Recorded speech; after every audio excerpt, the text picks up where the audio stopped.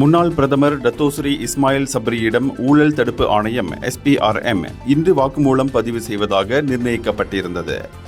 ஆனால் அவரின் உடல்நிலை சரியில்லாத காரணத்தால் வாக்குமூலம் பதிவு மார்ச் 13ஆம் தேதிக்கு ஒத்திவைக்கப்பட்டுள்ளதாக தகவல் வெளிவந்துள்ளது. மார்ச் 12ஆம் தேதி வரையில் அவர் மருத்துவச் சான்றிதழ் வழங்கியிருப்பதால் வாக்குமூல பதிவு ஒத்திவைக்கப்பட்டுள்ளன.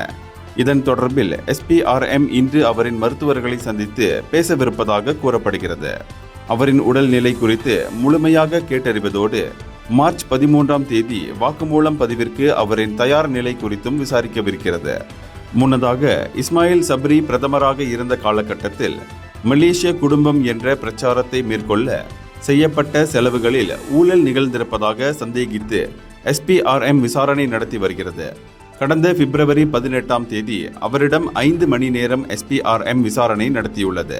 அதோடு அவரின் முன்னாள் அதிகாரிக்கு தொடர்புடைய ஒரு வீட்டில் 170 மில்லியன் ரிங்கிட் ரொக்க பணம், 16 கிலோ தங்கக்கட்டிகள் பறிமுதல் செய்யப்பட்டன. இவ்விவகாரம் குறித்து விசாரணை தொடர்ந்து வந்த நிலையில் இஸ்மாயில் சப்ரி அவரின் இல்லத்தில் திடீரென மயங்கி விழுந்து சிகிச்சைக்காக மருத்துவமனையில் சேர்க்கப்பட்டார். பிப்ரவரி 23ஆம் தேதி அவர் உடல்நிலை சீராக உள்ளது என அவரின் மகள் நீனா சப்ரீனா தெரிவித்தார்.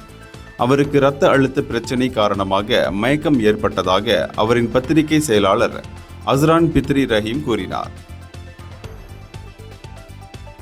இந்தியர்களின் இதய குரல் மக்களோசை.